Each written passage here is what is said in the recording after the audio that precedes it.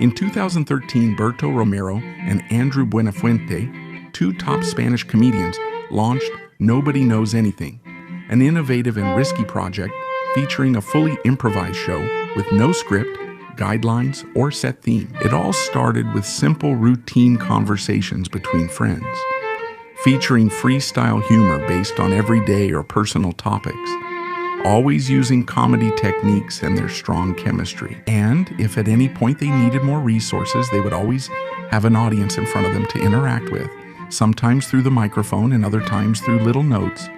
When Ricardo Mendoza discovered this format, he knew it was exactly what he had been looking for.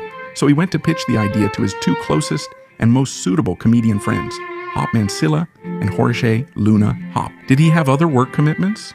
Jorge accepted the proposal immediately, and that same day they named the channel. They didn't want the excitement to cool down, so they went to downtown Lima, bought microphones, headphones, a mixer, a tripod, some stands, and that very night they set up the Tutel Peruño Cespajario for the first time. It wasn't the most or least expensive on YouTube in Peru. Their good intentions were clear, and Jorge Luna and Ricardo Mendoza had appeared on digital platforms before. Jorge already knew what it was like to go viral from his jokes about old reggaeton bathrooms and bars. He'd even been in Inca Cola commercials. Meanwhile, Ricardo gained nationwide fame for his television work and social media content, including popular YouTube sketches. But that wasn't actually what either of them did for a living or planned to do. Everything I mentioned earlier aimed solely to attract more people to their stand-up comedy shows, solo acts, and existing presentations, both in Lima and in the provinces. The problem was that it was becoming increasingly difficult to promote these shows on social media. Producing comedy as quickly as platforms require is tough. This new format worked well because it offered an endless supply of content. Since it was improvised, each show was different, every segment and joke unique. The idea was strong, so there was faith it would draw more people to theaters. The first episode of Hablando Huevadas aired on April 9, 2019. Brother, first show, brother, first show of the copy. Sometimes we have a plan, and when we carry it out, the results end up not being what we expected, especially at the beginning. Well, here the exact opposite happened. The channel was an instant success. The first episodes had hundreds of thousands of views. By the sixth episode, they chose to move forward with that plan and do it on stage for the first time. Improv with a live audience. That interaction only made the show so much better. Episode 7 was in ICA. After that, the show would always have a different stage, from the smallest ones in Carabajío to the biggest and most unique ones throughout the rest of Peru. No matter the location, the show was fun, and tickets sold at an unprecedented speed, not just for a YouTube channel, but for Peruvian entertainment overall. That's how it went for many performances and episodes, each one going more viral every week, until the end of 2019, reaching number 37, the last one of the first season. Possibly one of the best, though it nearly ended badly due to a heated on-stage fight that was ultimately resolved with a fire. A strong and prolonged hug that seemed to say, "We made it."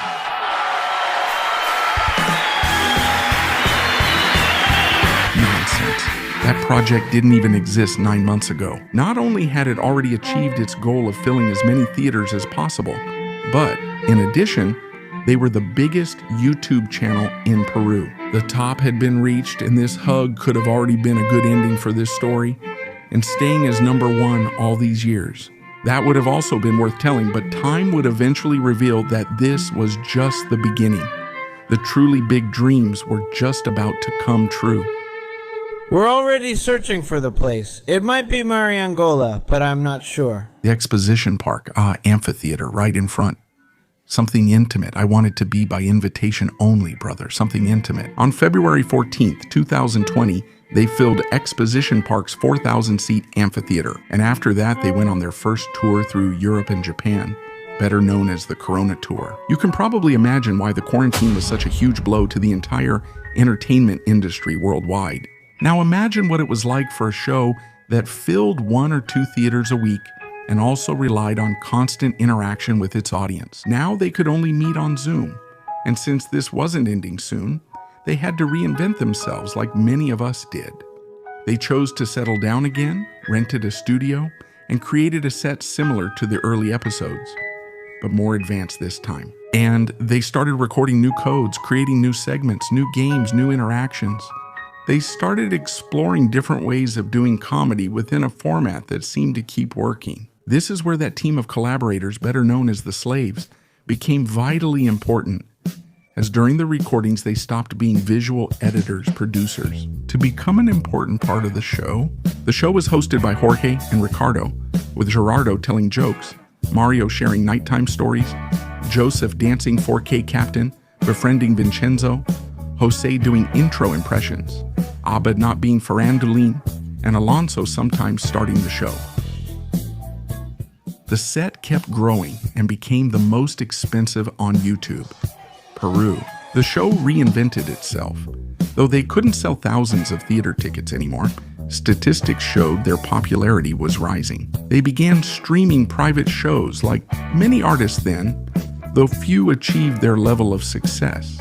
Tens of thousands of tickets were sold for events featuring contests, raffles, guests, and their main attraction, streaming their own productions like the Hablando Huevadas series. Then the Brosters arrived. At this point, people had already started doing the math. These guys were amassing huge amounts of money, even more than before.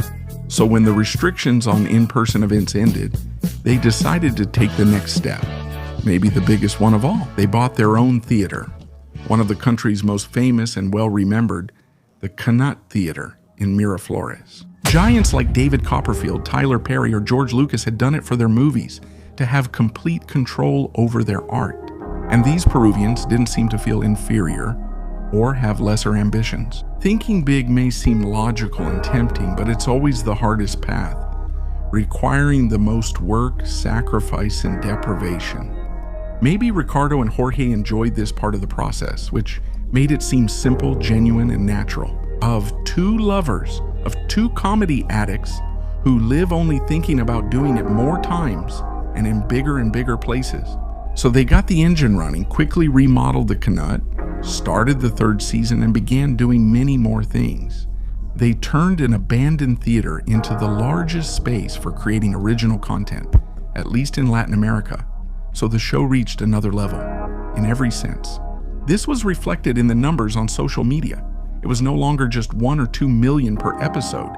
Now it could be 5 or 6 million, sometimes 7, 8, or more, competing with and even surpassing the top Spanish-speaking YouTube channels in both short and long-term views. They were competing with the best in the world in something that wasn't even their main business. It just supported it. Selling tickets was always the main goal. They also had advertising, monetization in various shows, channels, programs, podcasts, and other projects branching from the Hablando Huevadas universe. The following seasons were about growth and consolidation, going through epic, viral, emotional, unexpected, tense, supportive, and cathartic moments. Everything was always based on the promise of improvised, freestyle comedy created in the moment, gathering resources from the place, people themselves, or daily life.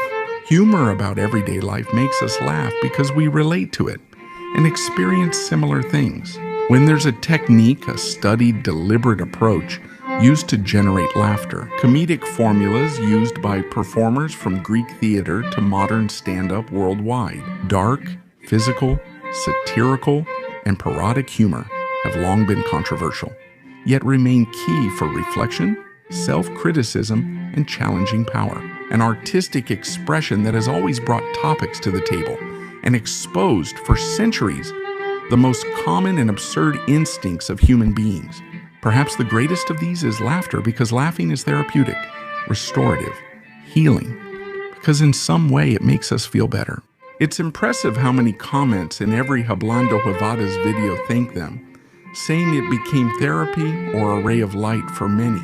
Knowing you're responsible for that must have been very comforting and a very useful shield when the cancellation came. It happened to the biggest comedians in the world for premeditated jokes, written and then carefully delivered on stage. I think that for these two Peruvians who literally sit at home and improvise with the first thing that comes to mind, every week they host other shows and give dozens of interviews. Cancellation was inevitable, This must have been a difficult time for both of them. Subscribe to the channel, but were they able to get out of that crisis with comedy like the greatest in the world did at the time? Even if some haven't realized it, others struggle to believe it, and part of the country can't accept it. Ricardo and Jorge, both from Peru, have quickly joined the world's best at that table. And I'm not exaggerating, nor do I think this is just an opinion. It's a conclusion I've reached. Next, examine variables like social media numbers, follower loyalty, production quality, reach, influence, and cultural impact. Ticket sales, internationalization, sustainability, diversification, revenue generation. All those variables, along with 5 years of exponential growth, clearly make them some of the biggest in the Spanish-speaking world. At minimum, both as YouTubers and comedians. And I have to be honest, when I met them shortly before the first season ended, I didn't imagine they could go this far, even though I had become a fan of the show. And the thing is, the talent was obvious. But for many of us, life and history have taught us that talent alone is rarely enough. Without hard work and sacrifice, it's hard to go far. Many times, it even takes more than that, like preparation, common sense, good decisions, and sometimes even a little bit of luck. To take that talent or project to the top we've always dreamed of, you may need an extra ingredient this duo seemed to share. I'm talking about obsession, a fixation driven by intense passion for what you do. Sometimes it may seem excessive or unhealthy, but it drives you to keep going, climb higher, and focus on the next step. You can work 16 hours without feeling it. You need to be a little crazy, but it's necessary, since that lack of sanity removes your fear. At first to try it, and then to think big. When I found out that Jorge Luna and Ricardo Mendoza had sold out Madison Square Garden, the most famous arena in the world, I knew they had really made it. That's why I decided to tell this story. I find their mindset admirable and an example to follow for all of us who have big dreams. And I know there are many of us. If you enjoyed this video, please subscribe and check out more stories on the channel. See you next time.